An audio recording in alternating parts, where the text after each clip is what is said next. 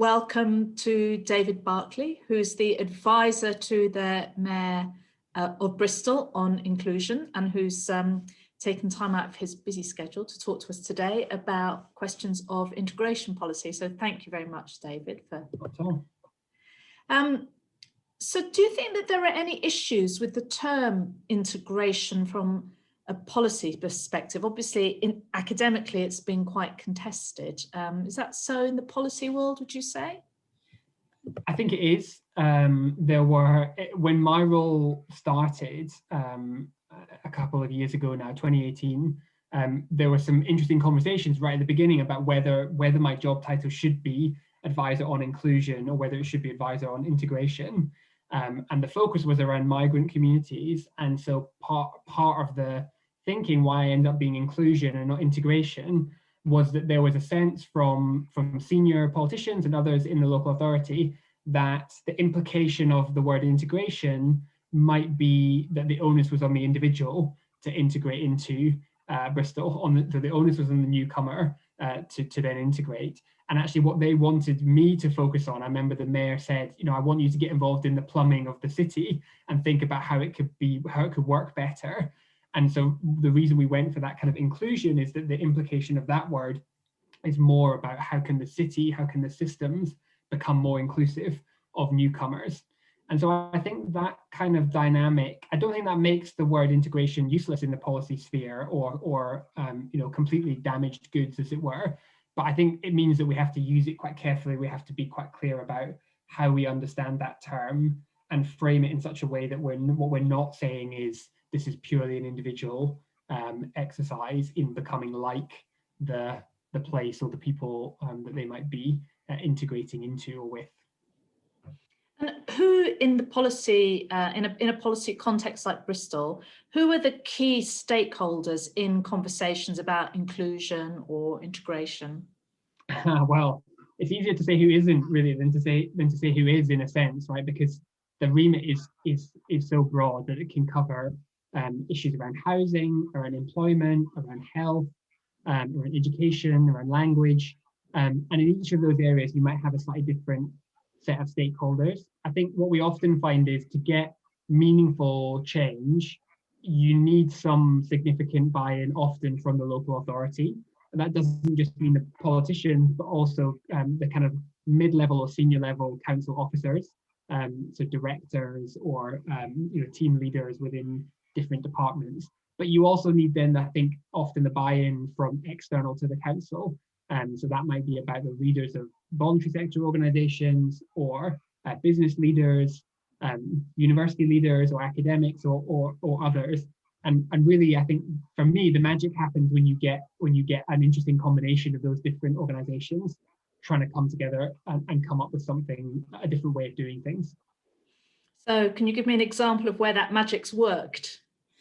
Yeah, I think there's been a few. So one of the projects that I've been probably proudest to be involved in has been around trying to rethink the way that refugee entrepreneurs and migrant entrepreneurs are supported in Bristol. So there's an organization called ACH, which is a kind of voluntary sector organization, which has done a lot of thinking and is deeply embedded in some of those newly arrived communities.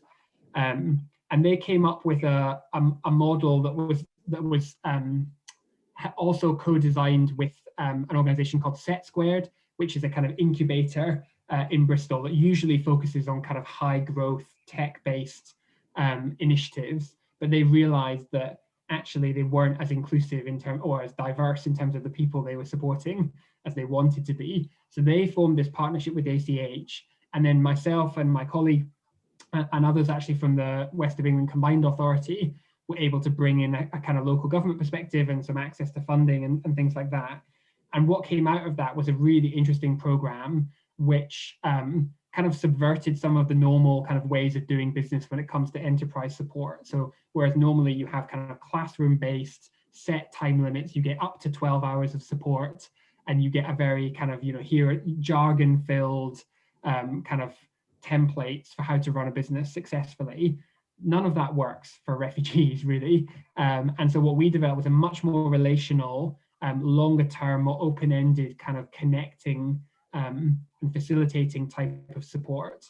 And what that project found was that actually it was much more successful in terms of the, really providing benefit to those people. But it also was a crucial intervention in helping some other bits of what we call the business support ecosystem to think about how they could become more inclusive, because everyone has a desire to be more inclusive, more diverse.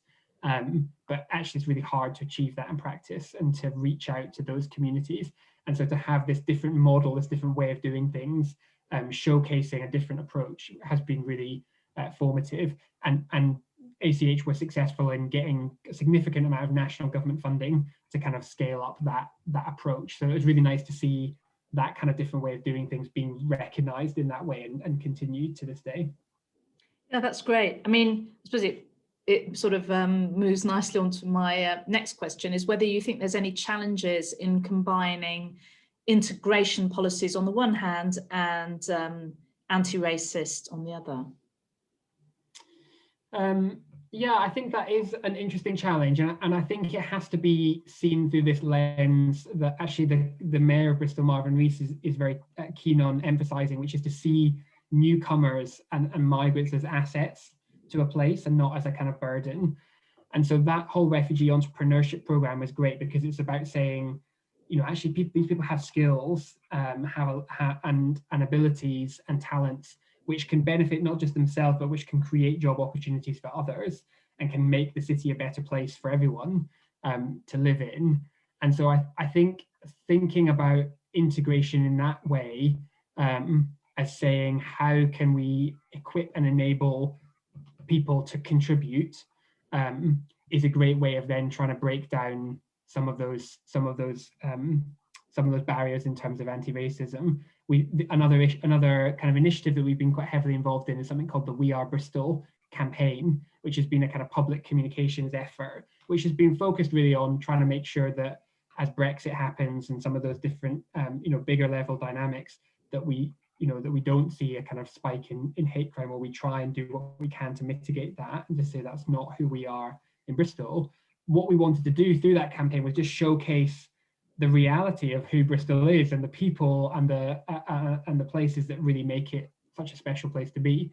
And so combining those approaches of having programs that are really supporting equipping people to contribute, and then in your communications showcasing that contribution, and that sense of actually this is Bristol at its best, I think that can be quite a powerful way of trying to do things. So you're based in Bristol, and in a way what you've just suggested shows us the fact that you're, on the one hand, you're in a local government city, and then on the other hand, clearly the national context matters. So I wonder whether you could tell us what the particular perspectives that local or city governments bring to integration, and if these are different from national governments. Yeah, I think the local perspective is crucial, and particularly the perspective of cities, I think, is unique in that, as the place is often where some of this stuff really plays out in practice. I think integration at the national level can often be quite an academic or an abstract kind of concept, and can be used as a cover for quite kind of sweeping policies or statements about the way things should be. Whereas from the local perspective, it has to be about what works practically and how people kind of live their lives in reality. So just to give you an example, I think the no recourse to public funds policy is one of the most problematic, national policies at the moment in terms of integration. And of course, it's framed as being about making sure that migrants are not a burden on the kind of host population, that they can be self-sufficient. But the way in which that ends up playing out is, completely counter to that, because these people pay into the kind of safety net that we all take for granted. They're expected to pay in, but then they have no access to it. And during a pandemic, you realize that sometimes that's not through any fault of their own, that actually there are things that go on which mean that none of us can be completely self-sufficient in all circumstances. And so when moments like that happen, what you see at the local level is we've had to work incredibly hard to patch together a kind of piecemeal local safety net at great expense of time and effort and money, in fact. And it would be so much easier and so much simpler for people to just have access to the national safety net that everybody else has access to.